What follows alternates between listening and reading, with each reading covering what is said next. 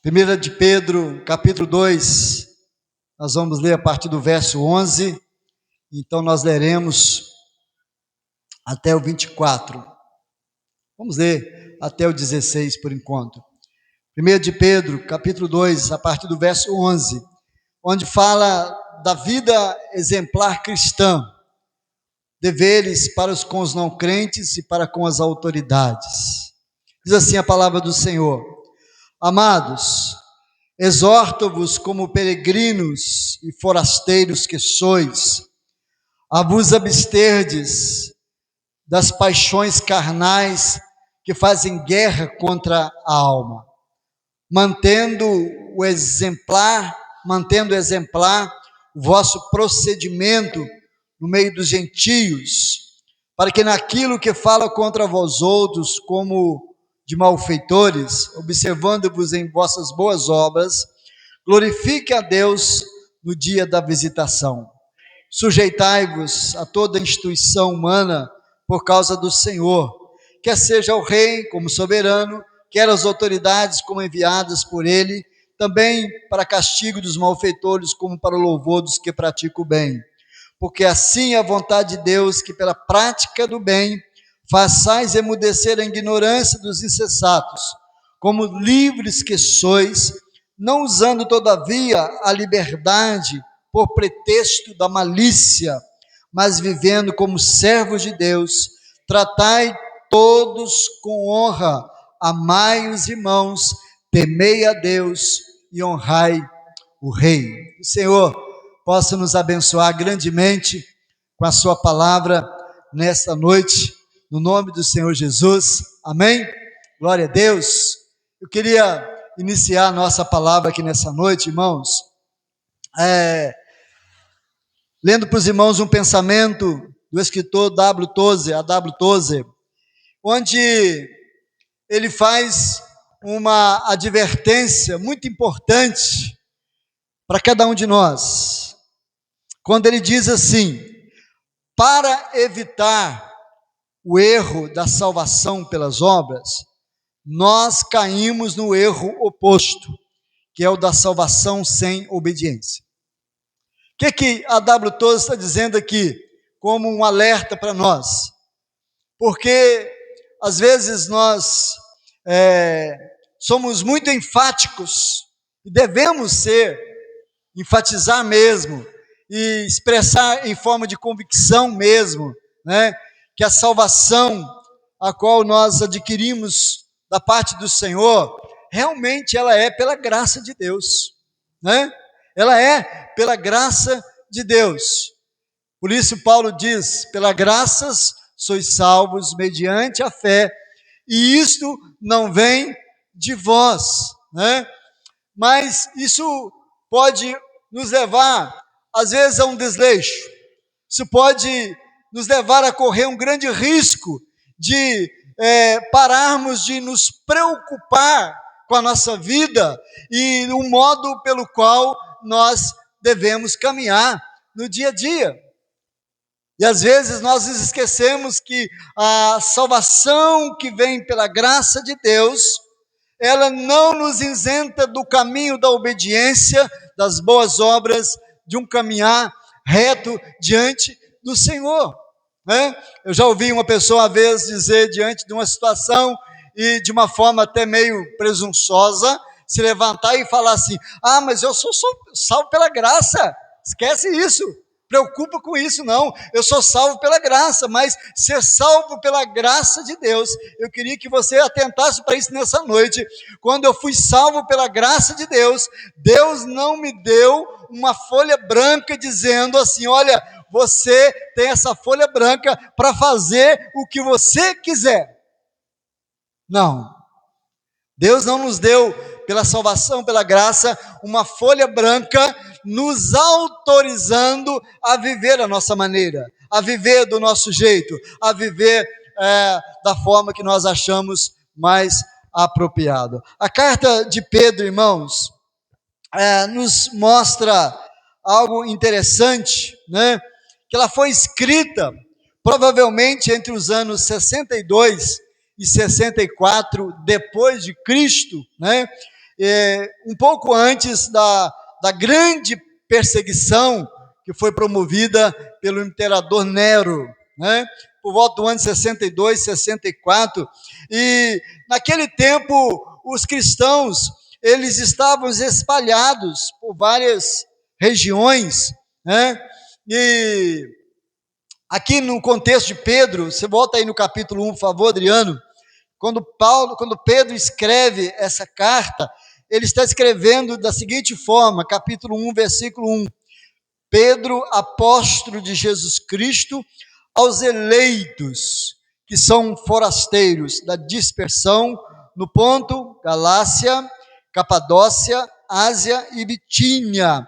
Ou seja, ele está escrevendo a um grupo de pessoas que estavam espalhadas por essas regiões, e eles eram chamados na época de forasteiros da dispersão, ou a palavra no grego é forasteiros da diáspora, né?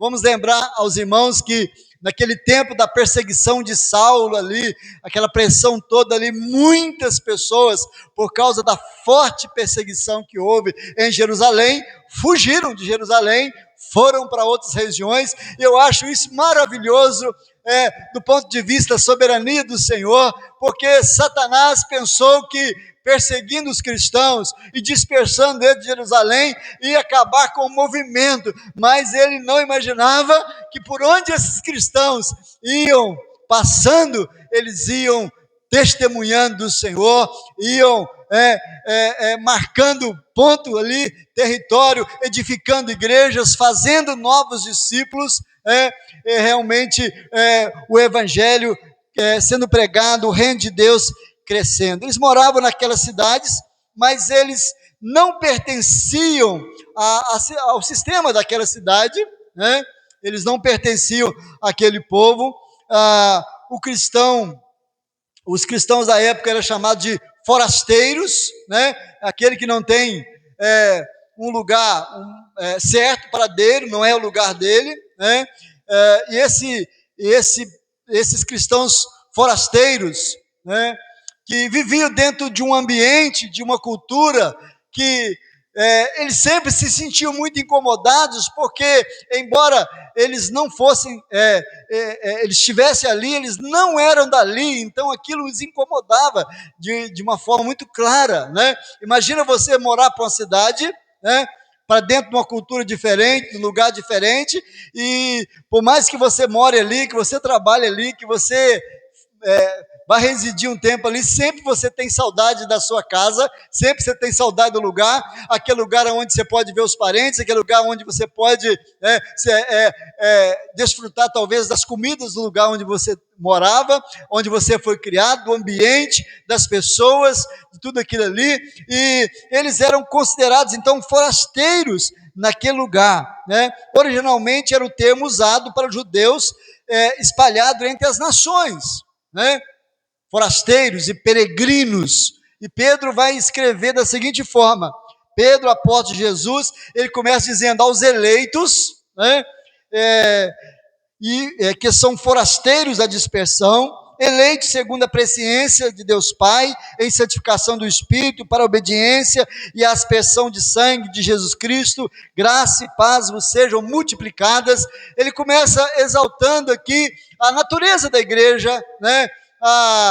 Onde a igreja começou, porque antes deles se tornarem forasteiros, eles são chamados, eles são eleitos. Isso quer dizer para nós que antes de você passar uma prova, antes de você passar uma luta, o Senhor já havia escolhido você, o Senhor já havia te chamado para ser dele, o Senhor já tinha te chamado de eleito dele. Então não se atemorize por causa de uma prova, por causa de uma luta, por causa de uma dificuldade. Eles estão dispersos, eles estão longe, eles estão como forasteiros, estão num lugar estranho, ali não é a casa deles, ali não é o lugar deles, mas ao mesmo tempo Pedro faz questão de dizer: vocês são eleitos do Senhor. Antes de qualquer luta, de qualquer prova, vocês precisam ter a certeza, a convicção: vocês são do Senhor. Amém? Nós somos do Senhor, nós somos do Senhor. Isso faz parte da nossa identidade, irmãos.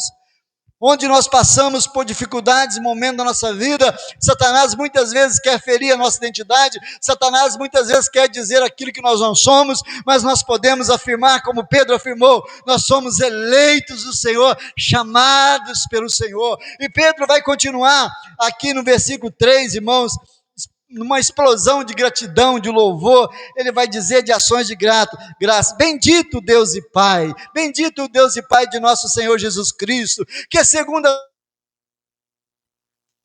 a sua muita misericórdia, nos regenerou para uma viva esperança, mediante a ressurreição de Jesus Cristo dentre os mortos, que segundo a sua muita misericórdia, nos regenerou para uma viva esperança, para olhar muito além da dispersão, para olhar muito além da dificuldade, para olhar muito além da terra onde eles estavam morando, para olhar uma viva esperança de uma morada celestial, para uma herança incorruptível, sem mácula, imarcessível, reservada nos céus para vós outros. O que Pedro quer levar à igreja naquele momento é pensar o seguinte: olha, vocês foram chamados, foram eleitos pelo Senhor, chamados, lavados e remidos no sangue de Jesus, do Cristo ressurreto, para viver uma vida de esperança e para uma herança que é incorruptível, que Nero não pode tirar, que os imperadores não podem tirar, que os governos não podem tirar, que a cultura desse mundo não pode tirar. Está dizendo, é uma herança que está reservada para vocês, que ninguém pode tomar.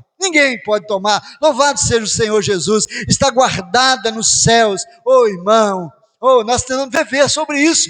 Nós precisamos, como diz Shedd, falecido já, saudoso Russell Shedd, nós precisamos dia a dia começar a nos desligarmos um pouquinho mais dessa terra, a pararmos de nos preocupar mais com essa terra, a pararmos de ficar apenas correndo atrás das coisas dessa terra. Precisamos pensar um pouco mais nas coisas dos céus, porque é uma herança reservada para nós, há algo sendo guardado para nós, que sois guardados pelo poder de Deus, mediante a fé, para a salvação, preparada para revelar-se no último dia, no último tempo. E Pedro vai dizer, olha, nisto vocês têm que exultar, isso tem que ser a parte da alegria de vocês, saber quem vocês são, saber o que o Senhor fez por vocês.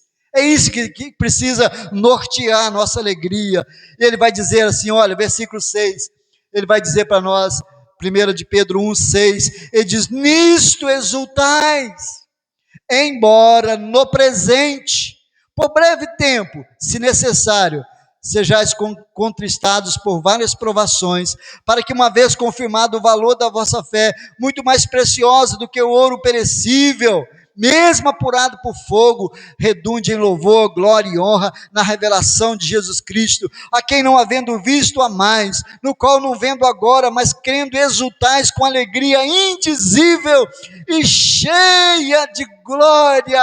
Sebastião sempre fala, alegria indizível e cheia de glória, sabendo, meu irmão, embora nós somos forasteiros aqui, nós não temos morada fixa aqui, nós temos algo extraordinário. E ele vai dizer, olha, obtendo o fim da vossa fé, a salvação da vossa alma. Pedro está dizendo, olha, nós fomos chamados lá na eternidade, ou melhor, fomos escolhidos lá na eternidade, fomos chamados neste tempo para caminharmos com o Senhor, mas seremos concluídos na nossa redenção com o Senhor na eternidade. Aquilo que nós chamamos, nós já fomos salvos por Cristo Jesus, nós estamos sendo salvos pelo Senhor, e nós seremos salvos pelo Senhor, porque ele diz, no final, obtendo o fim da vossa fé. E qual é o fim da nossa fé? A salvação da nossa alma. O que no final das contas, o que vai importar é a salvação da nossa alma.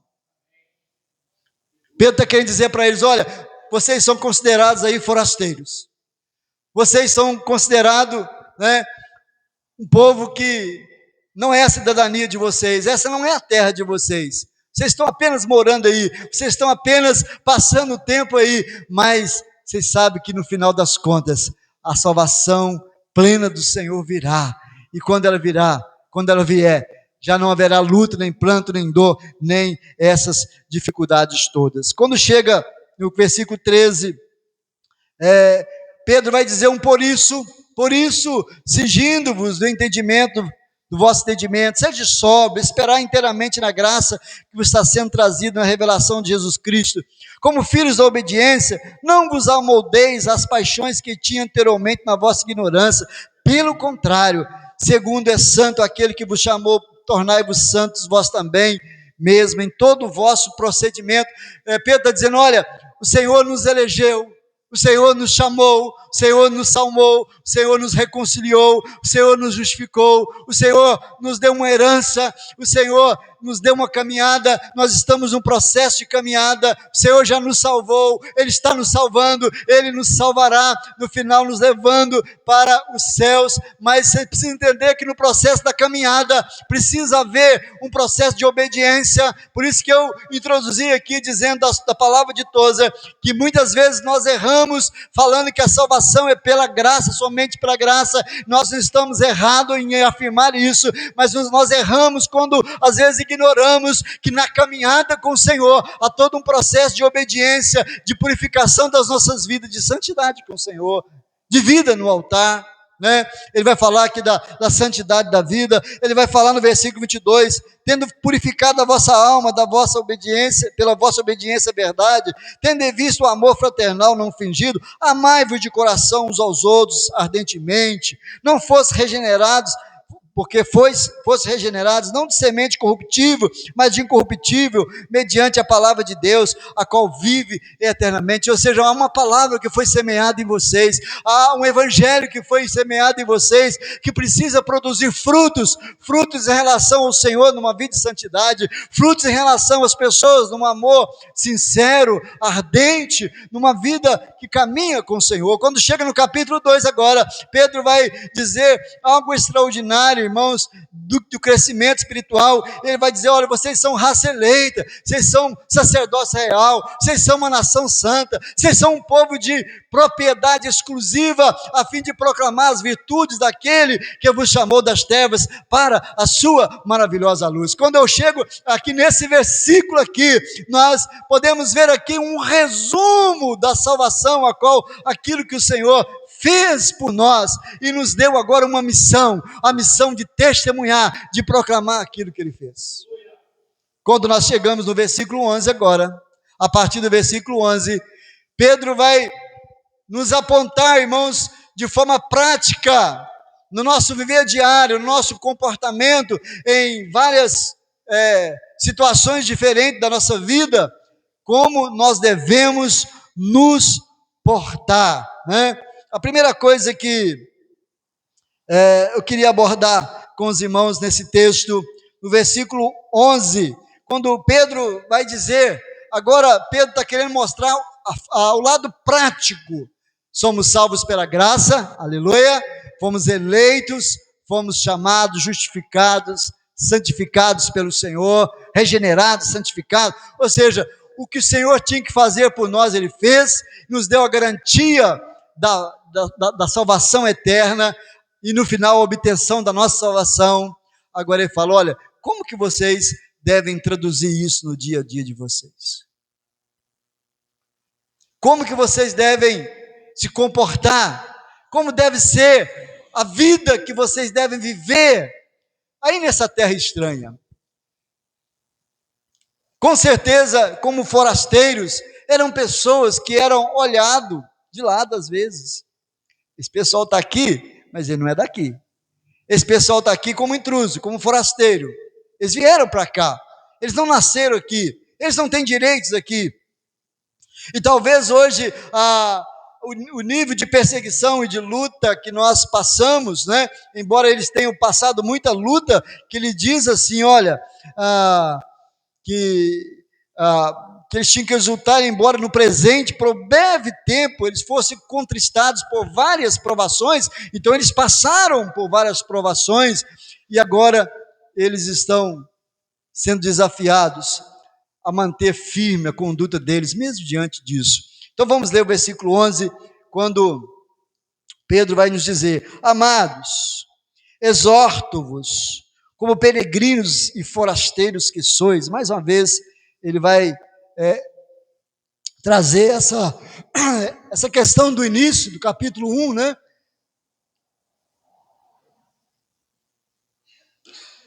como peregrinos e forasteiros. Mais uma vez, Pedro vai trazer esse conceito de um povo sem cidadania terrena, né? Porque eles nasceram de Deus, a morada deles não é aquela. É isso que Pedro quer dizer para eles. Ele diz então: amados, exorto-vos, como peregrinos e forasteiros que sois, vamos ler juntos agora, a vos absterdes das paixões carnais que fazem guerra contra a vossa alma. A primeira coisa que eu queria destacar aqui, irmãos, do nosso grande desafio agora, uma vez que nós somos salvos, é viver como cristão espiritual. É viver como cristão espiritual. Pedro está dizendo: olha, vocês sabem disso, que vocês são forasteiros, né? Que vocês são peregrinos aqui, vocês estão de passagem.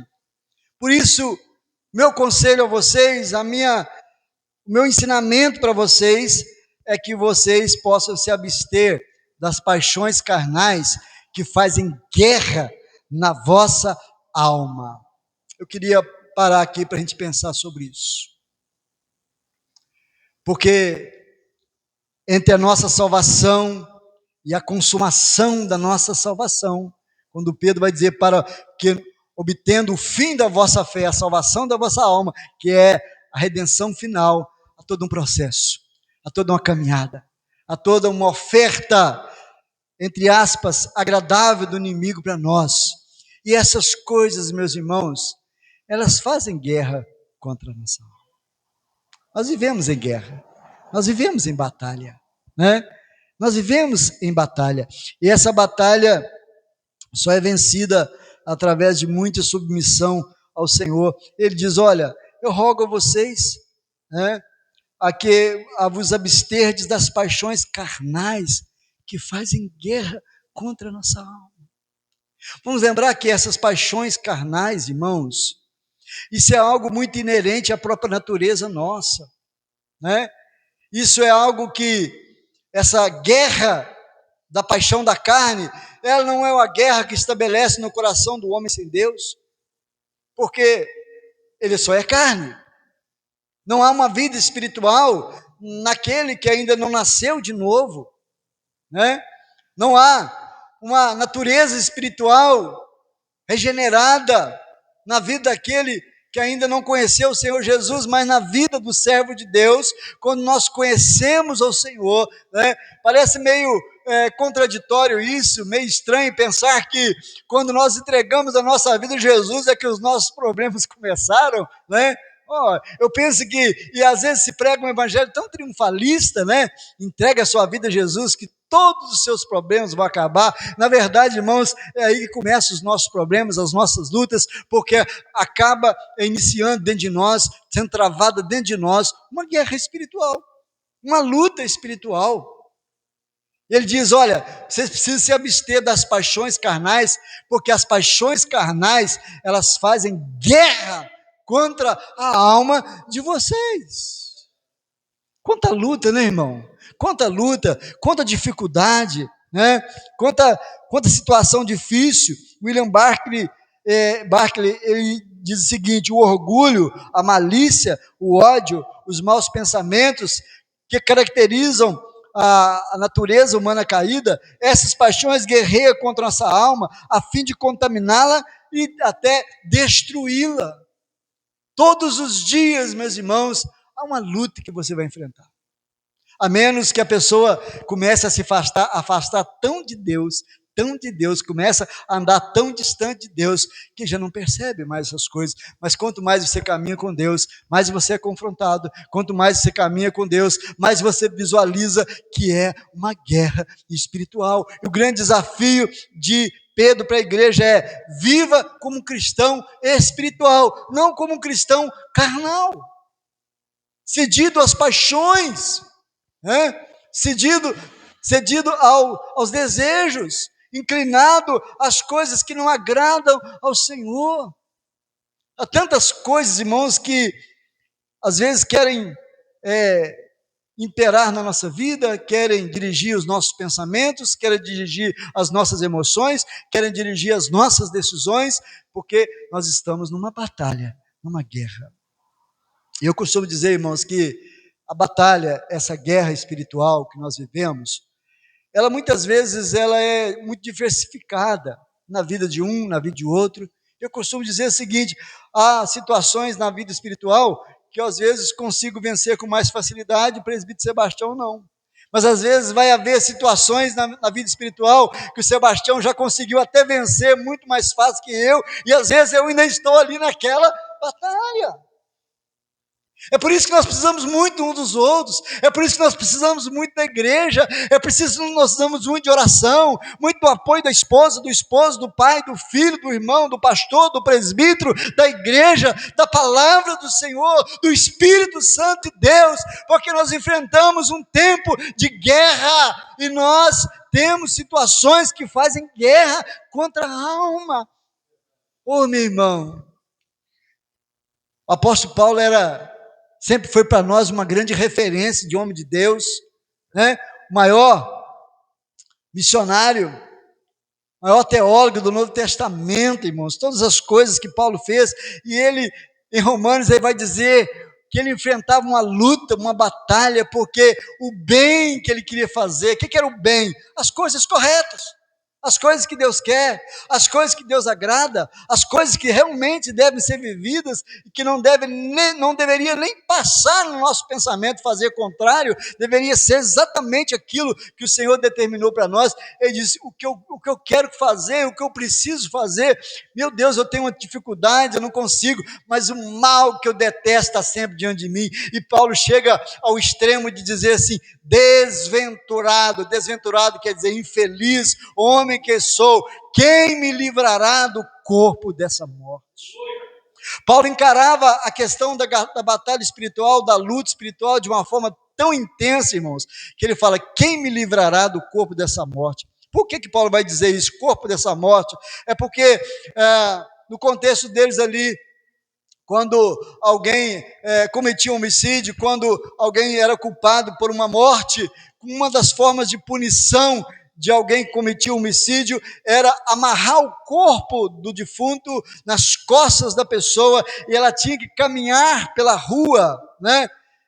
Num ato vergonhoso, de desonrava a pessoa, caminhar pelas ruas carregando aquele corpo amarrado nas costas. É por isso que Paulo fala: desventurado homem que sou, quem me livrará do corpo dessa morte? E ele sentia que ele precisava melhorar, ele precisava santificar mais a vida dele, porque às vezes o pecado que tenazmente o assediava, ele sentia como se estivesse carregando um corpo morto dentro dele. Ele diz: mas graças a Deus que nos dá a vitória por Cristo Jesus. Existem situações que fazem guerra contra a nossa alma, fazem guerra contra a nossa alma. Amados, exorto-vos como peregrinos e forasteiros que sois, a vos absterdes das paixões carnais que fazem guerra contra a vossa alma. Eu queria ainda ler com os irmãos a carta de Paulo aos Tessalonicenses, a primeira carta de Paulo aos Tessalonicenses,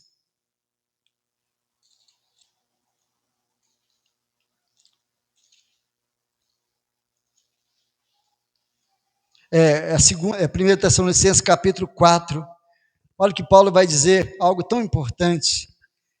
1 Tessalonicenses 4, ele diz: finalmente, irmãos, nós vos rogamos e exortamos no Senhor Jesus, como de nós recebestes quanto à maneira que deveis viver e agradar a Deus, e efetivamente estáis fazendo, continueis progredindo cada vez mais, porque estáis inteirados de quantas instruções vos demos da parte do Senhor Jesus, pois esta é a vontade de Deus, a vossa santificação, que vos abstenhais da prostituição, que cada um de vós saiba possuir o próprio corpo em santificação e honra, não com desejo de lascívia, como os gentios, que não conhecem a Deus, que nessa matéria ninguém ofenda nem defraude o seu irmão, porque o Senhor contra essas coisas, porque o Senhor, contra essas coisas, como antes vos avisamos, testificamos claramente ao vingador, porquanto Deus não chamou para impureza, e sim para santificação. Dessarte quem rejeita essas coisas, não rejeita o homem, e sim rejeita Deus, que também vos dá o Espírito Santo. Qual é a vontade de Deus? Às vezes, muitas pessoas passam a vida inteira, né, na igreja, falando assim, ora por mim, eu precisava saber qual é a vontade de Deus para a minha vida. Qual é a vontade de Deus para a nossa vida? A vossa santificação. A vontade de Deus começa quando a nossa vida está alinhada ao Senhor. Quando nós decidimos viver verdadeiramente como cristão, como homem espiritual, como aquele que realmente caminha na presença do Senhor. Na batalha espiritual devemos resistir ao diabo, não nos conformar com o mundo, fugir das paixões carnais. O caminho da vitória sobre as paixões carnais não é o enfrentamento, mas a fuga e a abstinência. É fugir mesmo, irmão. Nesse sentido, todo cristão precisa ser fraco. Fraco no sentido de não ser o corajoso, no sentido de eu vou me arriscar. Eu vou me arriscar. Tem que ser fraco, eu não vou me arriscar, porque eu sei que eu posso cair. Eu não vou me arriscar. Eu vou ser medroso, eu não vou me arriscar. Porque às vezes há um sentimento no ser humano, né, de orgulho, dizer, não, eu sou forte, eu posso resistir, eu posso ir, eu posso ir dando corda até ver aonde eu vou. Ô irmão, Pedro diz, vocês se abstenham dessas paixões que fazem guerra. E às vezes, quando a guerra mesmo se estabelece dentro de nós, irmão, a luta que nos leva às vezes até uma derrota, não é algo que começou de um dia para o outro, numa situação inusitada, é algo que muitas vezes nós vamos permitindo pequenas concessões na nossa vida, que isso vai gerando uma série de situações que pode gerar guerra contra a nossa alma. Isso gera guerra. E precisa a gente entender que estamos em guerra. Temos que lutar. Porque guerra, e às vezes alguns têm a cara de pau de falar assim, mas você tem que levar em consideração, pastor, que a carne é fraca. Irmãos, como o povo, a sociedade lá fora e às vezes a igreja também, sempre coloca na conta deste argumento. A carne é fraca. A carne é fraca. E como nós dizíamos muito lá no seminário, entre os colegas de seminário, a carne é fraca, mas o pecado não pode ser alimento para fortalecer ela. Se você não quer comprar jornal do diabo, não chegue na banca dele. Não chegue na banca dele. Não chegue na banca dele. E eu me lembro de uma história muito interessante. Um aviador, comandante que estava no Brasil, americano, estava no Amazonas, e ele ganhou um pequeno filhote de jiboia. E ele decidiu levar para os Estados Unidos aquele pequeno filhote de jiboia. E algumas pessoas falaram, rapaz, não leva isso não é coisa de você criar em casa, não.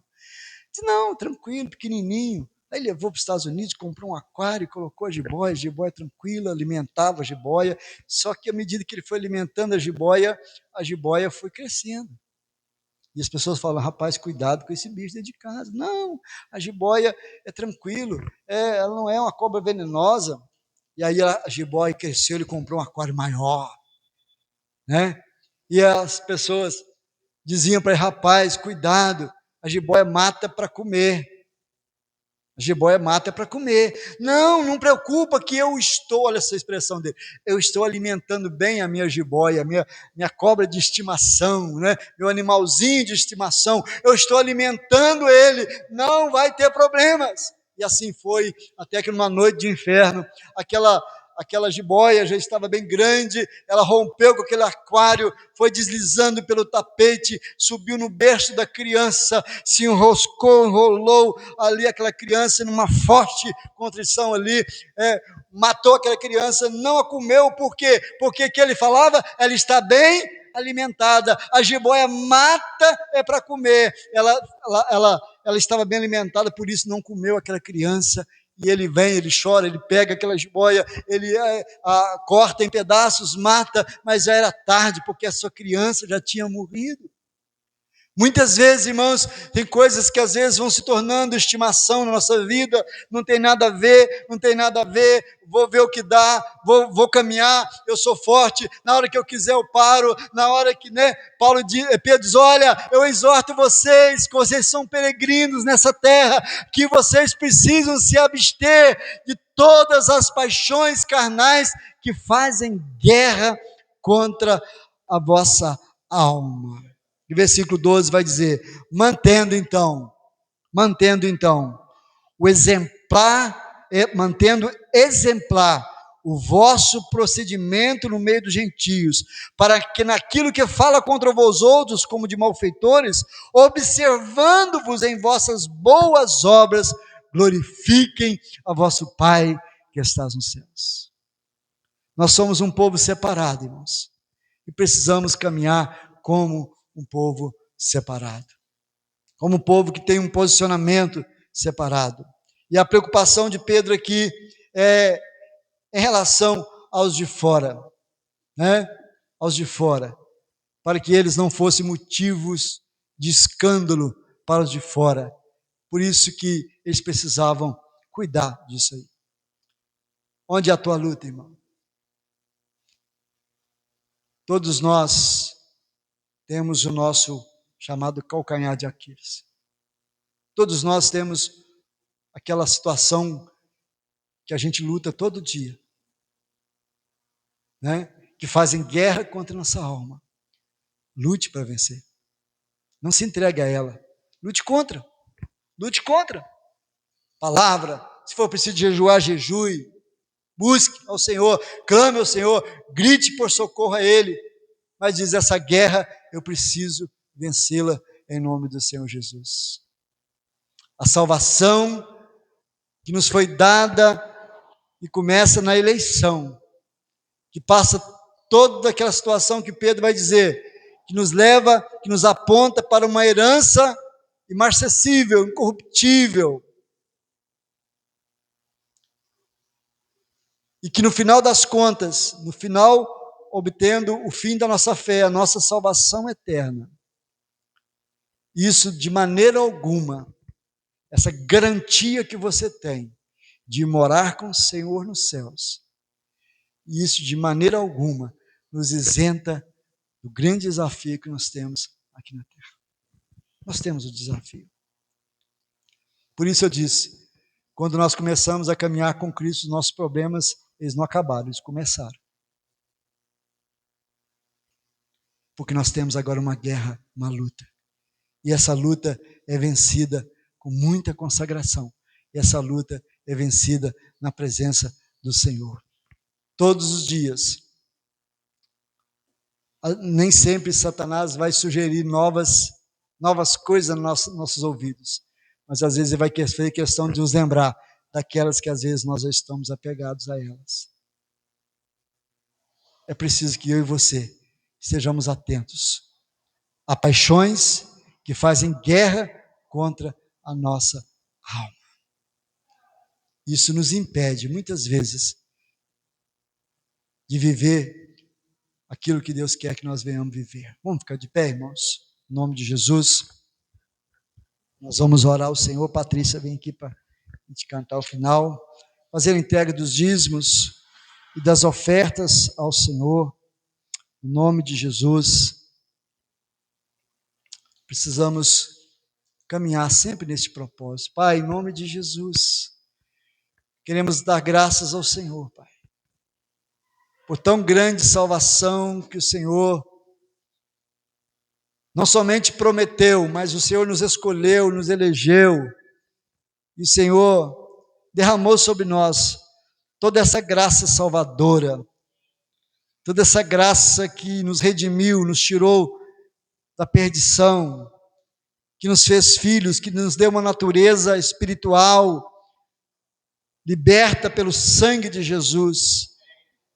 Nós sabemos, ó Deus, que por breve tempo ainda vamos passar muitas lutas, muitas dificuldades, mas queremos, ó Deus, caminhar na perseverança, para alcançarmos, ó Deus, a imarcessível coroa que está reservada para nós. E nesse intervalo, até a volta de Jesus, sabemos, ó Deus, que existem muitas paixões, existem muitas coisas, existem muitas situações que fazem guerra contra a nossa alma, Pai. E nós queremos, ó Deus, lutar contra as coisas que têm feito guerra, mas sobretudo queremos vigiar as portas da nossa vida, para que nós não venhamos adquirir outras paixões, para fazer novas guerras, Pai. Já nos basta as guerras do dia a dia. Nós não queremos entrar, Deus, em situações que vão trazer complicações para nós, mas nós queremos, ó Deus, pedir ao Senhor, nos ajude nas nossas batalhas, nas nossas lutas diárias. Todos nós que estamos aqui as temos. Todos nós que estamos aqui precisamos dizer: tenha misericórdia de nós. Tenha misericórdia de nós, ó meu Senhor, no nome do Senhor Jesus. Consagra, Pai, as nossas vidas nessa semana. Consagra também, Deus, na tua casa, as rendas, as finanças da tua casa e na vida de cada irmão, Senhor. Abençoando, Deus, para que a tua igreja sempre tenha em abundância, tenha fartura, para poder repartir, para poder abençoar, para poder produzir no reino do Senhor a cada dia. E que a graça maravilhosa do nosso amado Salvador Jesus Cristo, que o amor de Deus, o nosso Pai, as consolações do Espírito Santo, seja sobre nós todos os dias da nossa vida, hoje e para todos sempre. Amém. E amém, Jesus. Amém.